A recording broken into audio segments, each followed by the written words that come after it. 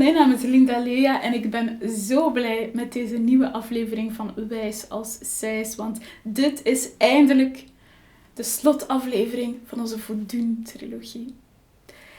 Als je nieuw bent, welkom, kom erbij. Dit is een etymologisch programma waarin ik op zoek ga naar de oorsprong van zowel dagdagelijkse als opmerkelijke woorden in de Nederlandse taal. Wijs als ijs is een ode aan het levenswerk van professor Dr. Nicolien van der Sijs. Zij is etymologe en taalkundige aan de Radboud Universiteit van Nijmegen. Haar nuchtere visie op taalfenomenen en taalevolutie kan ons helpen om een tolerante en vooral wijze houding aan te nemen ten opzichte van taalgebruik. Want, zo stelt Dr. van der Sijs, verandert een levende taal elke dag een klein beetje door de interactie tussen mensen onderling en de relatie tussen mensen en hun omgeving. Vorig jaar heb ik het plezier en de eer gehad om beeldend kunstenaar Laddis te leren kennen. Met hem heb ik heel veel boeiende gesprekken gevoerd over voodoo of voldoen. Nu, als we het woord voodoo horen, dan denken we meteen aan speldenpopjes, zombies en kwaadaardige spreuken. Maar voodoo is zoveel meer dan dat. Het gaat om connectie, het gaat om sociale rechtvaardigheid, moraliteit, wiskunde en ook spiritualiteit en religie. En aangezien wij zo weinig weten over Afrikaanse spiritualiteit, cultuur, mythes en geschiedenis in het algemeen, heb ik besloten om meteen een driedelige aflevering te maken over voodoo. In de eerste aflevering ging ik op zoek naar de oorsprong van het woord fetish. Een fetish is een voorwerp dat werd gebruikt in de voodoo-religie. Maar het is een woord dat in het Nederlands en in heel veel andere talen een volledig andere betekenis heeft gekregen. In de tweede aflevering ging ik op bezoek naar het Voodoo Festival in Brussel. Een festival dat door UNESCO meteen werd uitgeroepen tot werelderfgoed. Dus zeker de moeite waard om eens te bezoeken. En nu zijn we gekomen bij de afsluiter van die trilogie, namelijk een bezoekje en een gesprek met kunstenaar Laddis zelf. We gingen op bezoek in zijn atelier in Jette. En ik heb het ook een beetje moeten opsplitsen. Dus deze week bekijken we twee van zijn meest recente sculpturen, namelijk Condo Requin en Couple. En de volgende week bespreken we een aantal van zijn schilderijen. My name Ladislas Achube. I'm from Benin Republic. Benin Republic is close to Nigeria. It's in West Africa, and I'm artist, visual artist, and I do some sculpture and painting, some pictures and some installation. The word voodoo is my language. Voodoo is, you can see in the dictionary, they say voodoo, but voodoo, yeah, is come from the Fon. The Fon is my motherland, and this voodoo means someone who not belong with us, but he's just here. You know, he always sees us, so that's the meaning of voodoo. So if you know the voodoo, you really understand my work without explaining, because it's not good to artists already to explain his works. But what I mean voodoo, for me, is already powerful for women. And in the voodoo, everybody who knows voodoo know the place for women in the voodoo. So that is very important in my work. Is what people Europeans think about women in Africa and Benin, in specific in Benin. They think, the men in Africa, they don't work, they just sit there and they let women do everything. But I said, in Africa, women choose what they want to do. You know, the men, they just go to field. You know, they go do, the ground, work in the ground, and women decide to, to sell food artists and give the education, you know, because education between men and women is different in Africa. You know, women think, yes, they do all the education for the all African guys who you can see in the world. The education come from their mother.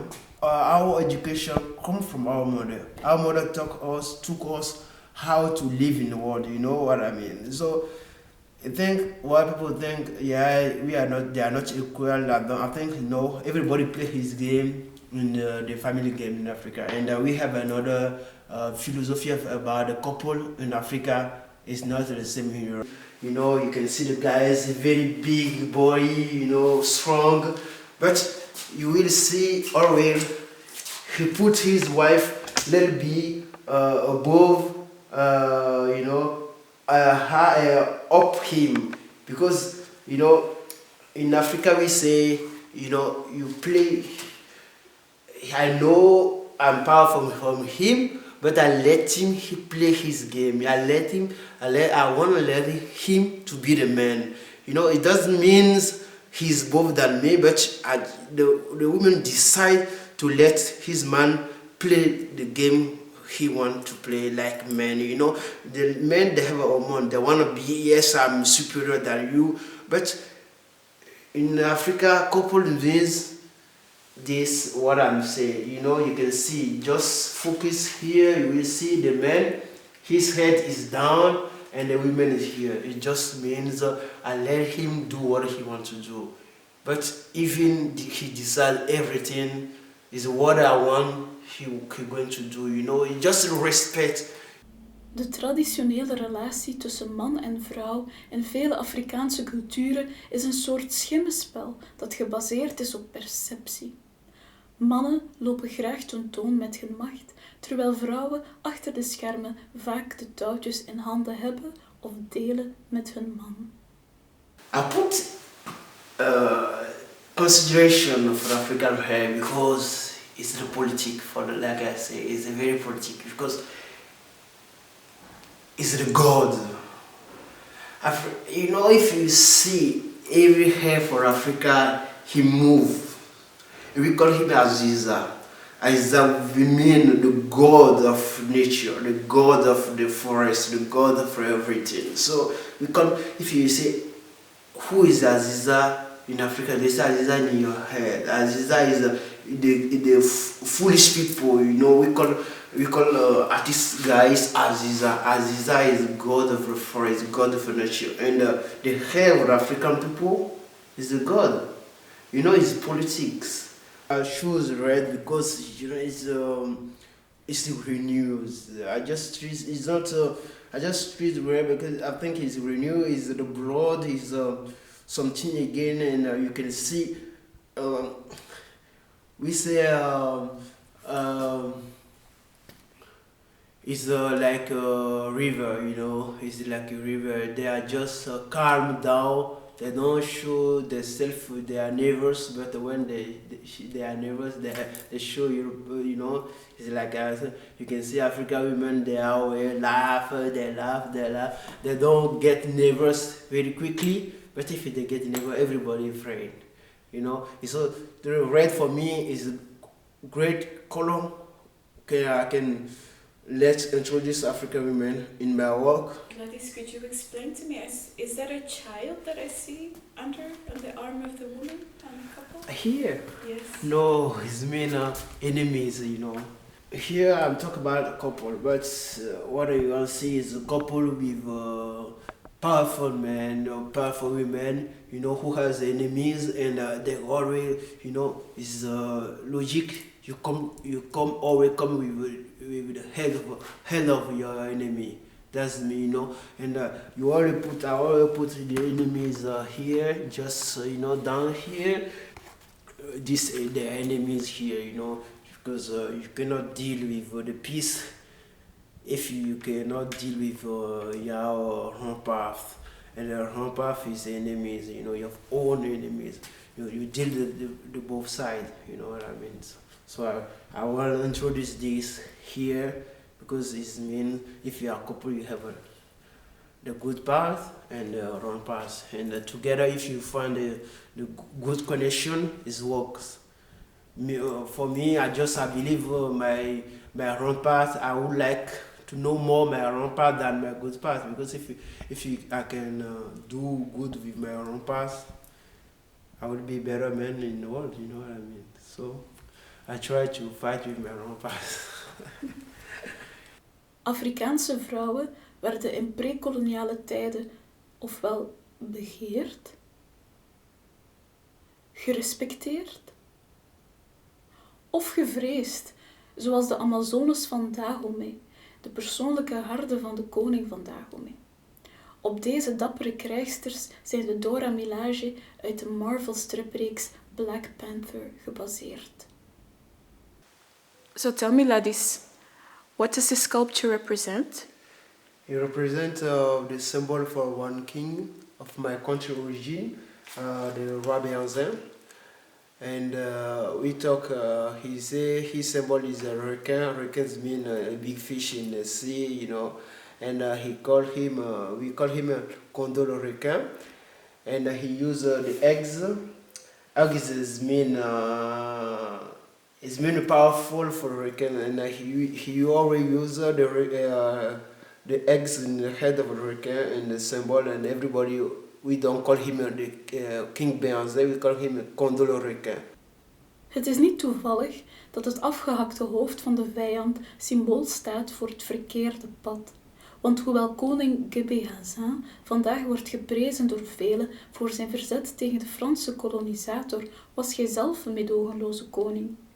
Hij viel buurvolkeren aan en maakte hen tot slaaf om zijn territorium uit te breiden met vruchtbaar land voor zijn onderdanen.